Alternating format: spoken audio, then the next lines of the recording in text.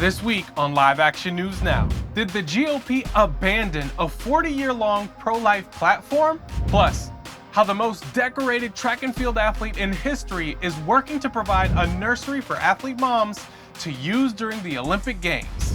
And finally, the groundbreaking innovation letting parents hold their preemies skin to skin sooner. Live Action Nation, let's go.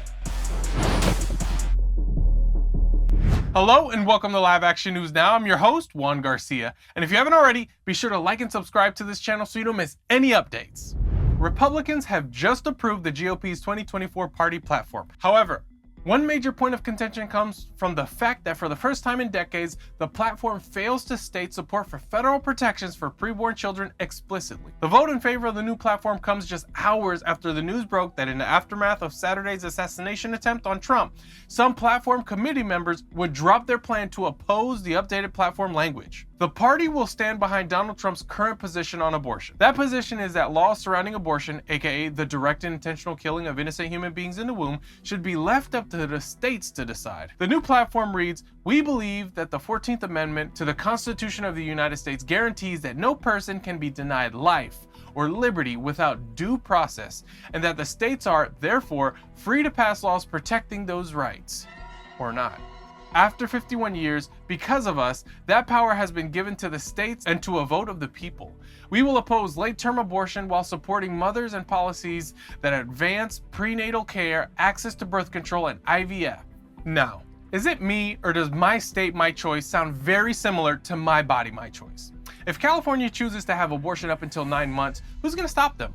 Definitely not this platform. Our talented media reporter, Jessica Newell, asked Republicans at this convention that very question, and their inability to answer speaks volumes. We're at the RNC for some constitutional trivia. I just want to read out one line from the Constitution and get your interpretation on it. The 14th Amendment says, "No state shall deprive any person of life, liberty, or property without due process of law, nor deny to any person within its jurisdiction the equal protection of the laws." Do you think that this 14th Amendment should apply to preborn human beings in the womb?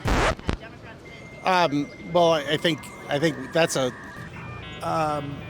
You say in the womb? Yeah. Like babies? Well, they don't have anything to say, so it's hard to tell. I struggled with that. And, I know that the platform, we're upholding that. Run that by me again? Stay tuned for that video release and be sure to hit the alert icon so you're the first to see it when it does drop. It's unfortunate this new platform doesn't restrict or mention the abortion pill, because like my best friend, researcher Carol, always says, the numbers don't lie. Guttmacher estimates that the abortion pill had accounted for 63% of abortions in 2023, a 45% increase from 2017. A whopping 642,700 chemical abortions occurred that year. This translates to an abortion pill count of 53,558 monthly, 1,761 daily, 73 hourly, and one abortion by pill every 49 seconds in 2023. As president, would you block abortion medication? First of all, the Supreme Court just approved the abortion pill, and I agree with their decision to have done that. Did the Supreme Court approve the abortion pill? The answer is no. SCOTUS has neither approved the abortion pill nor ruled on whether the American people should have access to the abortion pill regimen. The Supreme Court merely made the, quote, decision that the plaintiff doctors who brought the lawsuit did not have standing to sue.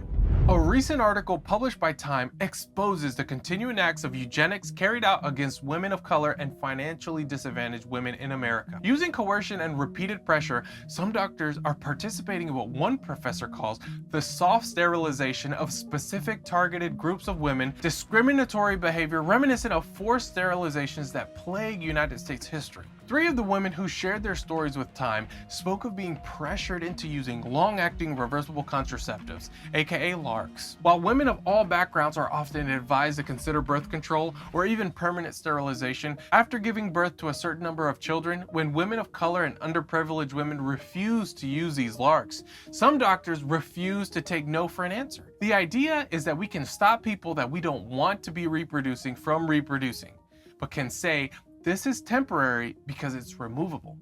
Della Winters, a professor at California State University Stanislaus, told Time. I guess maybe that's what abortion supporters mean when they say it should be between a woman and her doctor.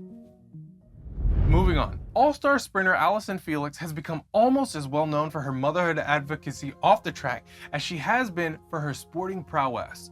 And she's proving that yet again at the upcoming Paris Olympics, where she's teaming up to provide a nursery for athlete moms to use during the games, allowing them to bring their babies with them. Felix, who is not competing in the Olympics for the first time in 20 years, is working with the Pampers brand to create the first ever Pampers nursery in the athletes' village, where moms can spend time with their children during the games. She said, I think it really tells women that you can choose motherhood and also be at the top of your game and not have to miss a beat. Right on, girl. Okay. Multiple media outlets ran outrage stories reporting that Texas sends millions of dollars to pregnancy resource centers each year, as funding was increased for the state's Alternatives to Abortion program, now known as Thriving Texas Families. Yet, this is exactly what happens on both state and federal levels for Planned Parenthood, which is also a private nonprofit organization. According to the 2022-23 annual report, Planned Parenthood received nearly $700 million in taxpayer dollars, $1.9 million from U.S. taxpayers every day. Moreover, Planned Parenthood is known to have committed Medicaid fraud in numerous states, including Texas. But where's that investigation? Meanwhile, acknowledged nowhere in the article is what exactly PRCs do to help pregnant women and families.